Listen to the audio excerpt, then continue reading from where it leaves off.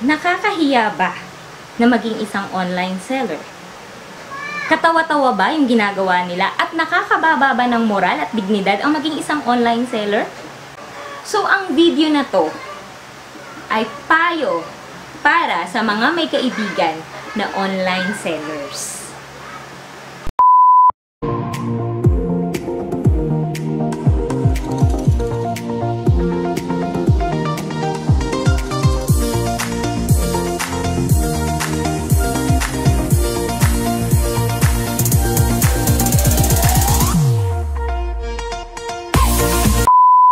Hello mga lalabs! Welcome back again to my channel. Kung bago ka lang dito sa aking channel, don't forget to subscribe and hit the bell for notification para ma-notify ka once na may bago akong upload.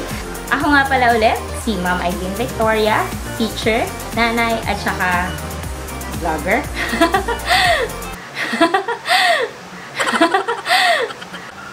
Dito sa ating new video, ang gusto kong pag-usapan ay tungkol sa trend ngayon.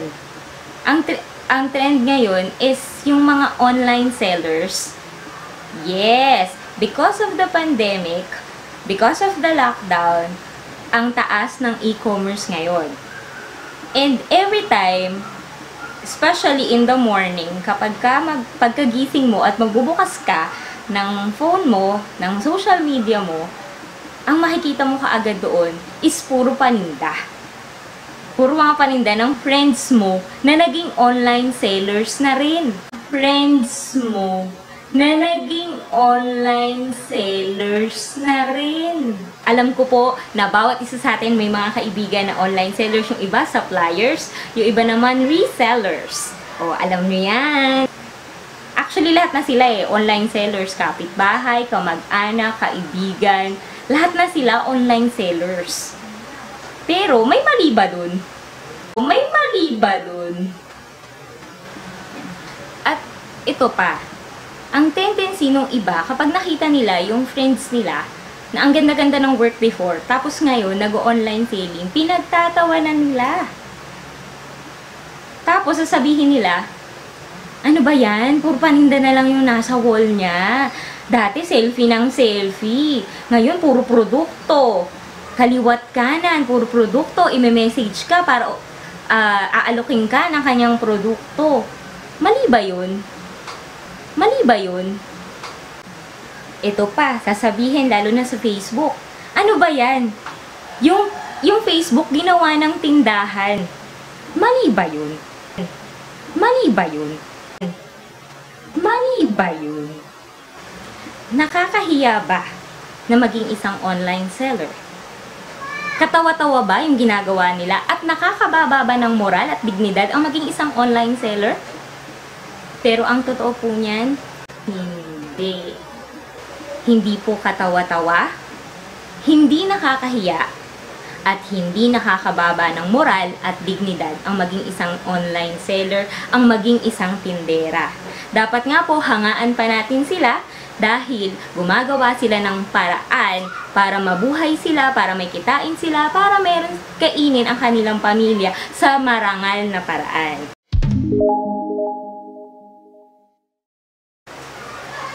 Kapag nag-post ng paninda ang kaibigan mo, pero hindi ka naman bibili, or hindi mo naman gusto, o hindi mo kailangan yung paninda nila, okay lang yon.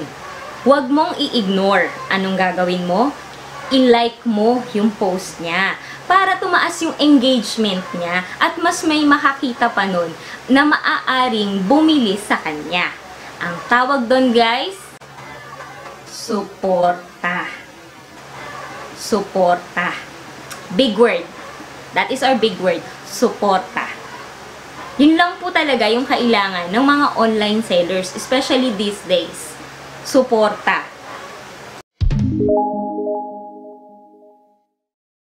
Kapag gumawa sila ng page ng kanilang online tindahan, puntahan mo yung invitation nila, i-click mo, i-like mo.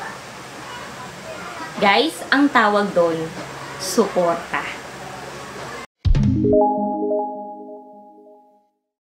Kung hindi ka bibili, pero gusto mo silang suportahan, ang dapat mong gawin, i-share mo yung post nila. Walang gagastusin sa pag-share, sa pagla-like ng post nila. At hindi rin naman yun kabawasan para sa'yo. Nakatulong ka pa. Ang tawag doon, suporta.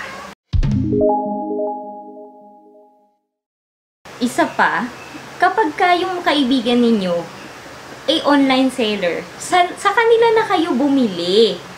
Huwag na dun sa hindi nyo kakilala. Ang tawag doon, suporta. Kasi, they are trying to make a living. And, pinagkakasya nila, yung kung ano yung meron, yung tubo nila na 10 pesos, 5 pesos, 20 pesos. Guys, hindi naman nila yun ikakayaman. Tulong mo na rin yun sa kanila. At kapag nakita nyo na, bakit mas mahal sa kanila ng 5 piso? Okay lang yun. Hindi nila kakayaman yung 5 piso, 10 piso. Baka naman pupunta pa sila dun sa supplier nila. Siyempre, gagastos din sila ng gasolina or ng konting pamasahe nila, ganyan. So, wag na kayo magreklamo. Baka i-deliver pa sa inyo ng libre. So, wag na sabihin, sis naman, tawad naman. So, online seller, sabihin nyo, pinapatawad nyo na sila kahit wala silang kasalanan. Okay? Kung kaya mong suportahan yung mga taong hindi mo kakilala, why not try to support your struggling friends? Diba mas masarap sa pakiramdam? Again, ang tawag doon, suporta. Gusto mong umorder sa kaibigan mo, pero wala kang pera. So, wala kang choice. Okay lang yan. Mag-comment ka na lang. Sabi ko nga kanina, mag-like, i-share, at mag-comment ka. Ano i-comment mo? Hindi ka nga bibili. Hindi ka pwedeng mag-HM, how much? At hindi ka rin niya replyan ng PM sent. Okay lang yon. So, ang dapat mong gawin, alam mo kung paano mo siya susuportahan.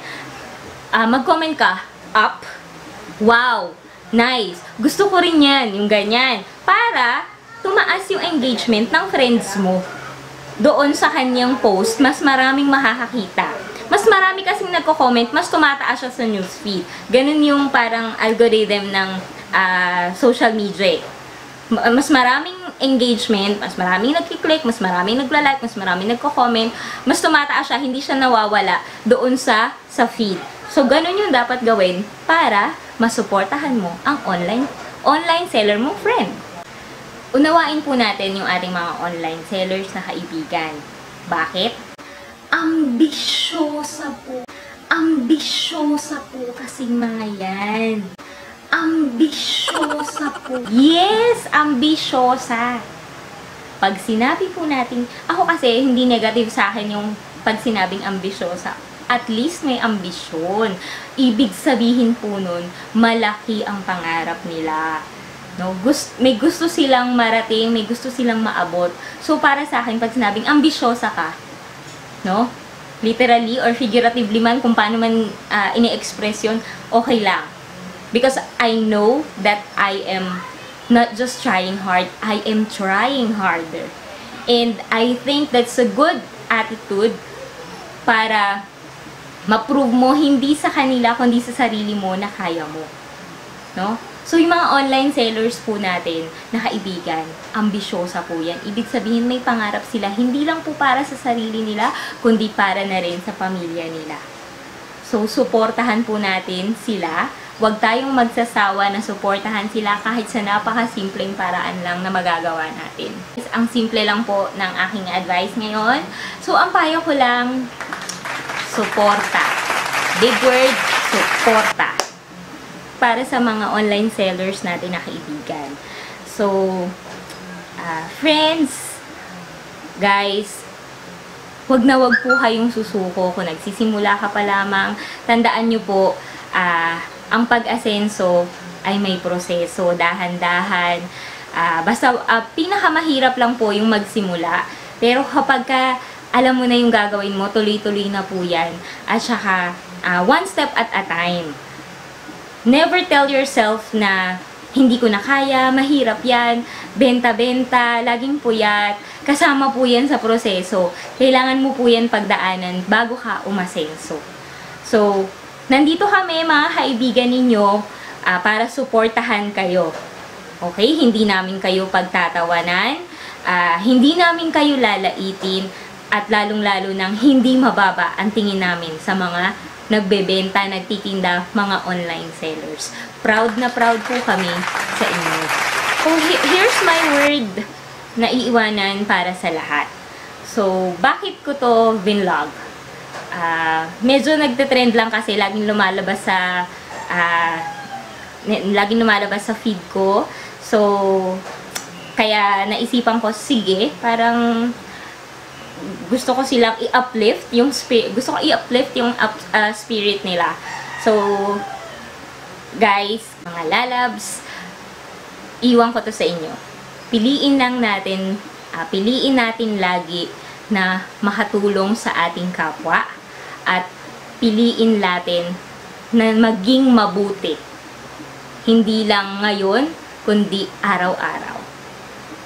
Kaya naman, suportahan natin ang ating mga kaibigan, anuman po ang kanilang ginagawa, ang passion nila, ang art nila, o kung ano pa man po yan. Ang word po natin, suporta. Okay? So, that's it for this video. Kung nagustuhan mo itong video na to, don't forget to share and like this video. Kung hindi ka pa nakasubscribe, don't forget to hit the subscribe button. And syempre, yung bell for notification para naman ma-notify ka kapag may bago akong upload. Special thanks to Sergio Salvador for making this adorable and very cute digital art. Kung gusto niyo rin ng ganito, magpagawa na sa kanya, message sa kanya. Ilalagay ko sa description box sa baba ang kanyang link. Thank you very much! Thank you Thank you mga lalabs for watching. See you again next time. See you again on my next vlog. Bye!